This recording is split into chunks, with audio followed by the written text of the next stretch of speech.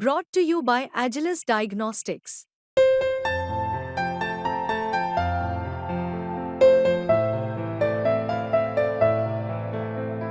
Agilus Diagnostics. आपके माध्यम से मुझे आज बोलने का मौका मिला है।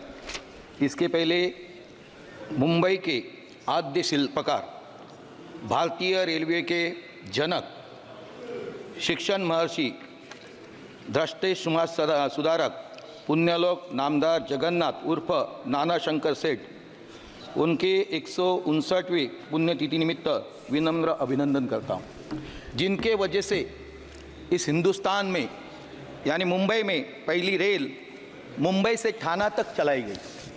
इसके लिए उन्हें विनम्र अभिनंदन करता हूँ। अध्यक्ष महोदया, मैं आज इस सदन में 2024 से के रेलवे बजट पर अपने विचार प्रस्तुत करने के लिए खड़ा हूँ। भारतीय रेलवे जो हमारे देश की जीवन रेखा है, करोड़ों लोगों में ये जीवन से जुड़ा है और हमारी अर्थव्यवस्था में महत्वपूर्ण भूमिका निभाती है। इस बजट में कुछ महत्वपूर्ण प्रावधान किए गए जो रेलवे के विकास और यात्रियों की सुविधा के लिए अत्यंत महत्वपूर्ण है। अध्यक्ष महोदया, बजट अनुमान वित्त वर्ष 2024-25 में हमें जब बजट 2023-24 का जो किया था, उसके अंदर विविध प्राप्तियां जो मिली थी, कुल प्राप्तियां 2,56,093 करोड़ .42 थी और कुल व्यय था वो 2,52,833.86 था। परिचालन अनुपात जो था वो 98.43% था। उसके अंदर अभी एस्टिमेटेड बजट बनाया गया। इस एस्टिमेटेड बजट के अंदर 2024-25 में कुल प्राप्तियां 2,88,500 करोड़ की है। कुल व्यय जो है वो 2,75,700 का है और परिचालन अनुपात ये 90.22% का है। अध्यक्ष महोदया, इस वित्तीय वर्ष हमारी रेल सिर्फ एक यात्रा का साधन नहीं है। पटरियों पर सिर्फ रेल नहीं दौड़ती है, देश का विकास भी दौड़ता है। इसलिए अगर किसी भी देश के विकास का आकलन करना है तो उसकी रेल व्यवस्था को देखना सबसे ज़रूरी है। मैं मुंबई से प्रतिनिधित्व करता हूं, जिसकी लाइफलाइन ही रेल है। हमारी अर्थव्यवस्था को चलाने का काम रेल करती है, लेकिन वास्तविकता ये भी है कि हमारी बढ़ती हुई लोक संख्या के लिए हमारी रेलवे की कैपेसिटी पर्याप्त नहीं है। पिछले 10 वर्ष में रेलवे में 31,180 ट्रैक किलोमीटर का कमीशन किया गया। ट्रैक बिछाने की गति 2014-15 में प्रतिदिन 4 किलोमीटर से बढ़कर 23-24 में 14.54 किलोमीटर प्रतिदिन हो गई है। यानी 2014-24 के दौरान भारतीय रेलवे ने 41,655 मार्ग किलोमीटर का विद्युतीकरण किया है, जबकि 2014 तक केवल 21,413 मार्ग किलोमीटर की विद्युतीकरण किए थे। अध्यक्ष महोदया, सरकार ने रेल का ऑपरेटिंग रेशो भी सुधारा है और इस वर्ष ऑपरेटिंग रेशो 98.43% से कम होकर 98.23% होने का अनुमान है और इस वर्ष हमारी सरकार रेल विकास के लिए 2,75,000 करोड़ रुपया खर्च करेगी। अध्यक्ष महोदया, मैं विशेष आभार व्यक्त करता हूं माननीय प्रधान जी और रेल मंत्री जी का। उन्होंने महाराष्ट्र के लिए एक अच्छा सा बजट दिया है।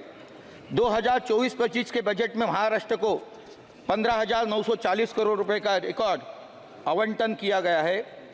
ये 2009-14 के दौरान महाराष्ट्र को दिए गए औसत से 1,171 करोड़ रुपए प्रति वर्ष के आवंटन से लगभग 13.5 गुना अधिक है। पिछले 10 वर्षों में महाराष्ट्र में नए ट्रैक बिछाने की गति बढ़ी है, जिसमें प्रति वर्ष औसतन 183 किलोमीटर नई लाइन का निर्माण किया जा रहा है, जो 2009 और 2014 के दौरान 58 किलोमीटर प्रति वर्ष के निर्माण से 3 गुना अधिक है।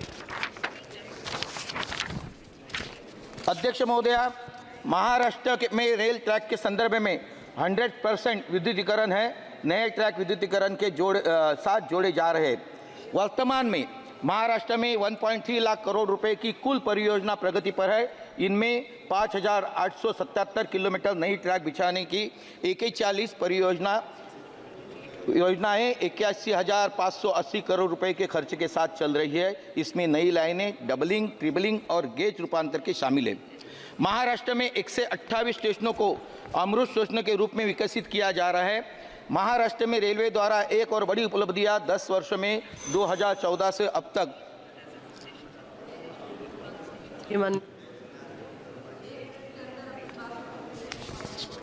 अध्यक्ष महोदया, मेरी मांगे जरा मैं बताता हूँ, एक मिनट में। बिल्कुल। अध्यक्ष, मेरी जी मांगे है, सुझाव जो है कि जो एक्सीडेंट होते हैं लोकल में, मुंबई लोकल में ज़्यादा से करते एक्सीडेंट होते हैं और वो भीड़ के कारण होते हैं, ऑफिस टाइम के कारण ही होते हैं, ऑफिस टाइम में ज़्यादा जाने की वजह से होते हैं। और उसके अंदर 2,509 लोगों की मौत 2023 में ट्रैक पर गिरने से हमारे यहाँ लोकल से हुई है। मेरा सुझाव है कि सरकार जिस प्रकार मेट्रो ऑटोमेटिक डोर लगाती है, उसी प्रकार रेलवे स्टेशन में भी उनको लगाने की प्रक्रिया शुरू करनी चाहिए। मेरे सुझाव में कोंकण रेल को लेकर महाराष्ट्र का गौरव है, जिसने इस वर्ष 300 करोड़ का प्रॉफिट दर्ज किया है। और कोंकण रेलवे से रोज लाखों लोग यात्रा करते हैं, लेकिन सिंगल ट्रैक होने के कारण बहुत असुविधा होती है। कनकौली, सावंतवाड़ी और मडगांव स्टेशन के बीच 350 किलोमीटर ट्रैक डबलिंग का प्रपोजल जो रेलवे के पास है, वो अभी तक हुआ नहीं, वो बनाने की कोशिश करें।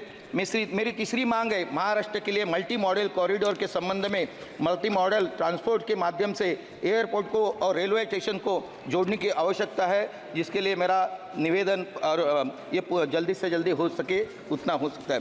हमारे यहाँ मुंबई में मेट्रो 6 और मेट्रो 7 ये चल रही है, उसका कनेक्टिविटी भी एयरपोर्ट और रेलवे से दिया जाएगा, तो वही भी मेरी मांग है।